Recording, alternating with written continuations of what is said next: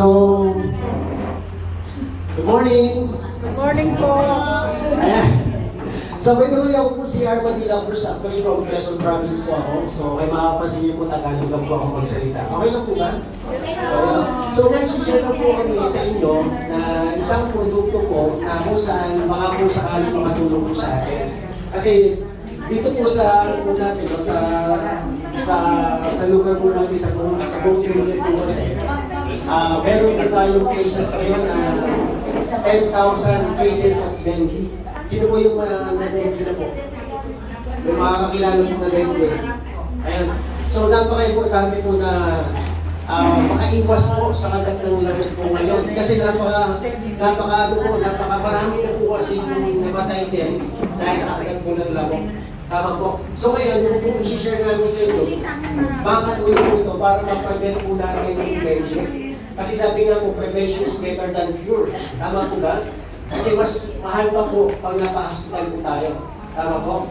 So ngayon, meron po kami i-share sa inyo na bigyan niyo lang po ako ng 5 minutes. Okay lang po ba? Yes po. And yung 5 minutes na po ito na gusto ko lang sana po, request ko lang, sana naman po nakatutuwa sa amin. Para kasi yung sa inyo 5 minutes. Okay lang po? Yes po. So, ayun po. So, by the way, I'm from Private Universal Business Venture. So, kami po yung #1 distributor ngayon ng Citronella. So, familiar po kayo sa Citronella? Yes po. Ayan. So, ano po yung alam natin sa Citronella? Tama. Oh. Actually, ang alam po kasi ng iba, ang Citronella po ay pang-insect repellent. Tama po. So, anti-lamok, anti-ipis, anti-daga. Tama po. Lamok lang po yung alam natin. Tama po ba? So ngayon po, ang maganda po ngayon, yung i-introduce po namin sa inyo, hindi lang po siya pang lamok. Pwede rin po siya sa daga, pwede rin po siya sa ipis, pwede rin po siya sa ahas. Kaya pag gumagamit po kayo ng Citronella at nag-spray po kayo ng products namin, at may lumalayo po sa inyo mga kaibigan ninyo, ahas yung dito lang. Dito lang po. Excuse me. Yes po. I'm interrupting because of that ahas. How about rat? Yes po, pwede po. Ay, pwede Pwede po. Kasi ayaw po nila ng amoy po ng Citronella. Yun nga lang po, marami po nagtanim sa atin ng Citronella, hindi po nila ma-extract. Kasi kahit po ang dami po natin tanim na Citronella, kung hindi mo yung ma-extract, wala po yung visa. Kailangan po yung lumabas po yung oil po niya. So ngayon po, yun po yung na-discover namin kung paano po i-extract po yung Citronella. Meron po kami yung machine na kung saan ilalabas po yung pure na Citronella. Okay po? Ito po yung #1 products po namin, yung po pure oil. Maliit po siya, pero napakaganda po nito. Kasi bakit? Sabi ko nga po kanina, ang Citronella po, napakaganda po nito ng insect repellent. Tapos, kung may mga kilala po kayo na stress, sino po dito yung stress? Alam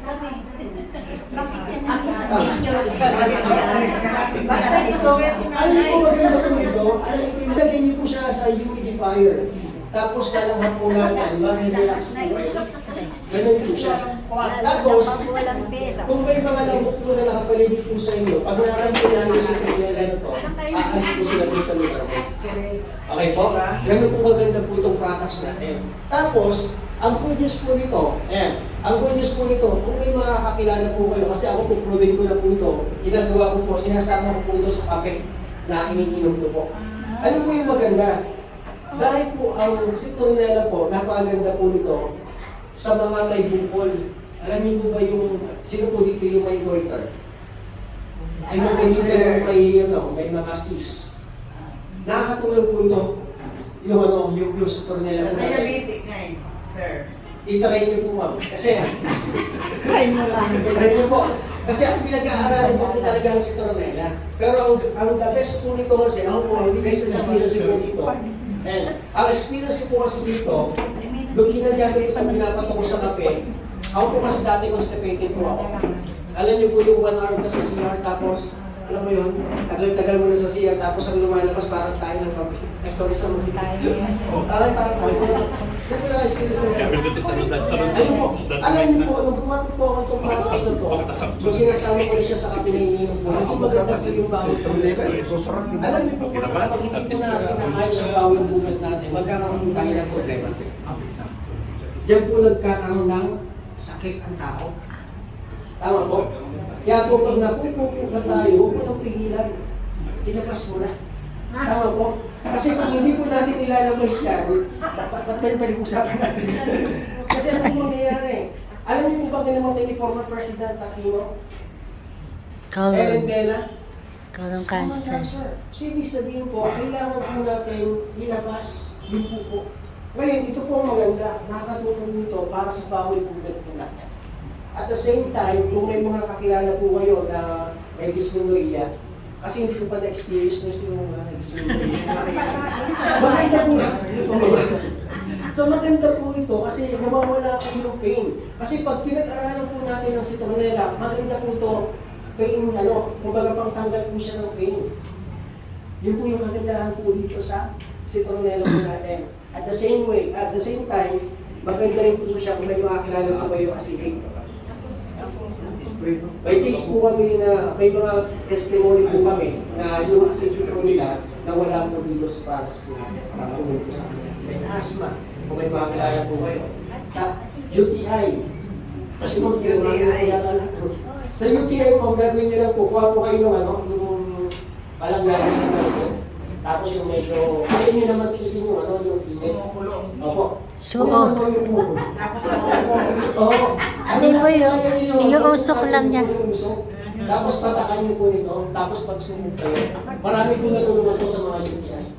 Tapos yung sa, ano yung lumalabas sa, yung almoranas, makakatulong po yung pratas po natin. talaga Opo. So ganun po magandang sa ito na hindi po natin alam. Tama po. Kaya po yung trabaho namin, yung produce po sa inyo ang kagandahan po ng citronella.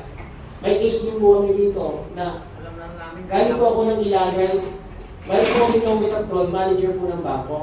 Tapos bahing siya ng bahing. Sabi ko, sir, try mo kaya yung citronella namin pagka kung doon sa inyo yung pinupili. Alam niyo po, 1 minute ang hindi siya nagpapahin. Tapos kinabukasan tuwa po siya kasi bakit? Ito po ang tao na to, mayroon po siya rhinitis. Tapos every morning, talagang bahin po siya ng bahin. Pero nung gumamit po siya nito, hindi na daw po siya nagbabahin.